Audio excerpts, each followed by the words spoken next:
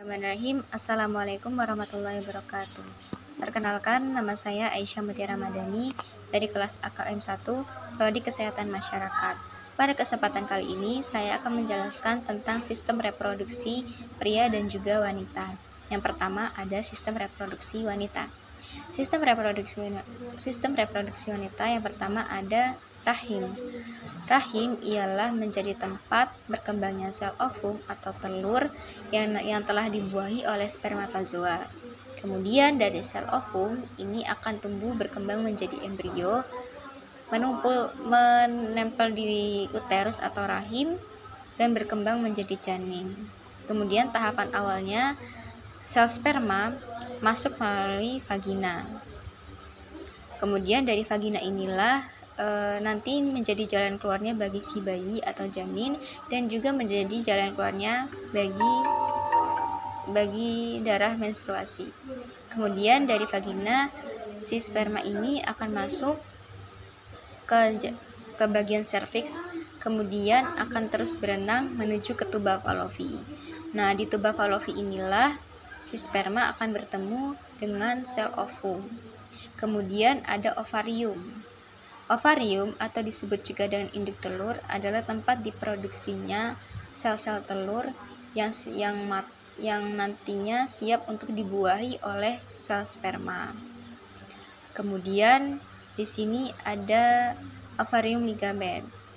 Ovarium ligamen itu adalah tali yang menghubungkan antara rahim dengan darah, hingga menjadikan rahim ini nantinya akan penuh dengan protein dan nutrisi untuk perkembangan sel telur yang nantinya akan dapat dibuahi oleh sperma.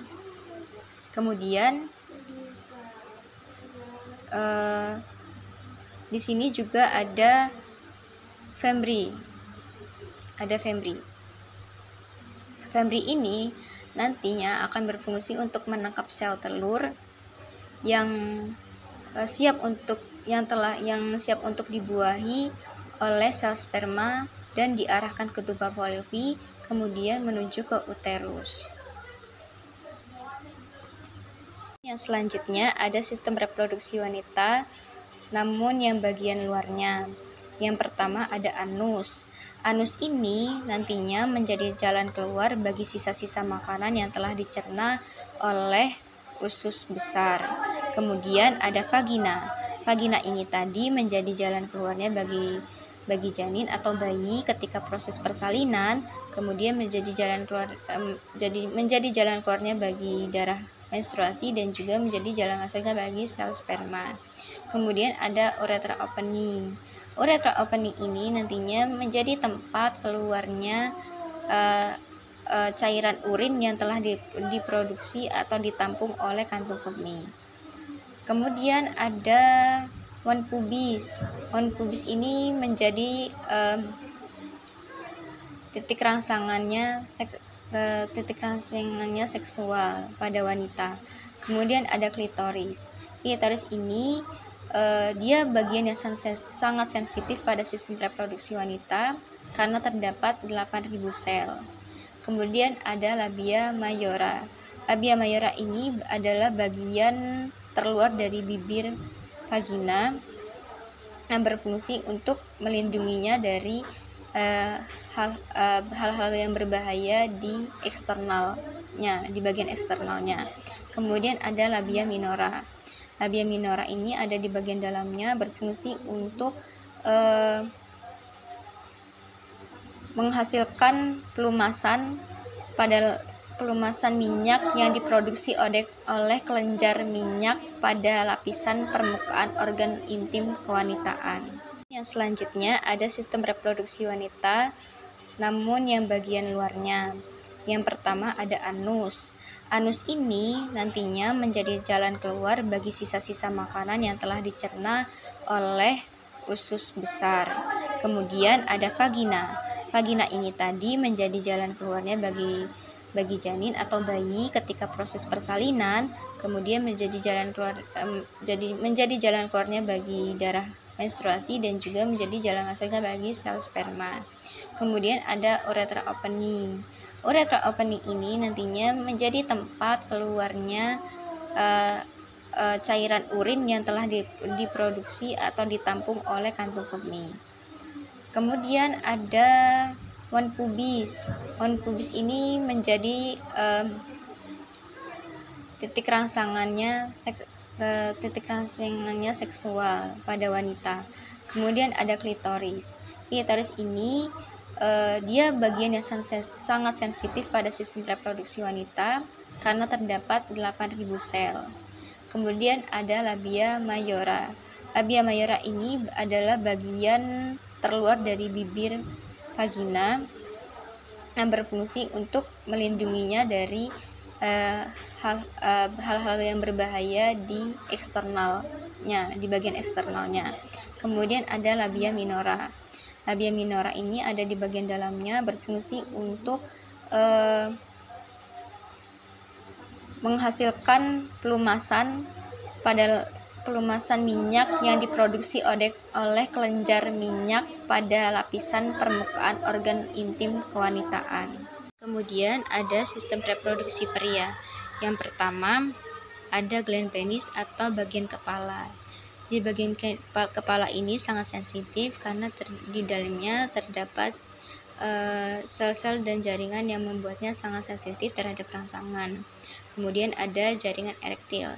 Jaringan erektil ini tempat menampungnya sel-sel sperma.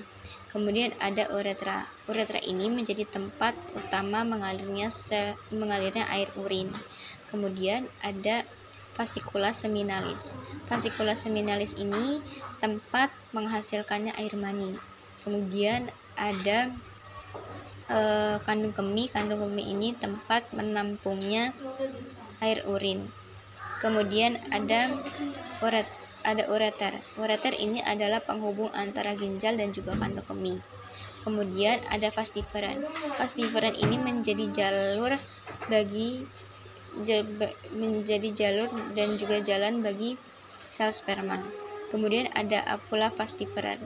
Apula vas deferens ini tempat untuk menyimpan air mani dari sistem ejakulasi. Kemudian ada kelenjar prostat. Kelenjar prostat ini tempat untuk menghasilkannya sperma.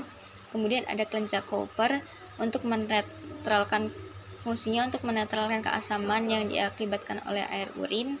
Kemudian ada epidemisi yaitu berfungsi untuk memantangkan sperma. Kemudian ada testis. Testis ini di sini terdapat memiliki sel endokrin. Kemudian ada sistem reproduksi pria bagian luar. Yang pertama ada lubang penis. Lubang penis ini berfungsi menjadi jalan keluarnya bagi sel sperma, air mani dan juga urin. Kemudian ada gland penis atau bagian kepala, yaitu yang tadinya memiliki banyak saraf hingga membuat si gland penis ini sangat sensitif. Kemudian ada skrotum. Skrotum ini berfungsi untuk menjaga suhu di sekitar testis agar dia dapat menghasilkan sperma dengan baik. Kemudian ada testis yang itu memiliki jaringan endokrin. Kemudian ada vas deferens. Vas deferens ini menjadi aliran bagi sperma aliran jalan untuk sperma. Kemudian ada kelenjar prostat. Kelenjar prostat ini tempat untuk menghasilkannya sperma. Kemudian ada kandung kemih. Kandung kemih ini tadi menjadi tempat menampungnya air urin. Mungkin cukup sekian penjelasan yang bisa saya sampaikan. Kurang dan lebihnya mohon maaf. Wassalamualaikum warahmatullahi wabarakatuh.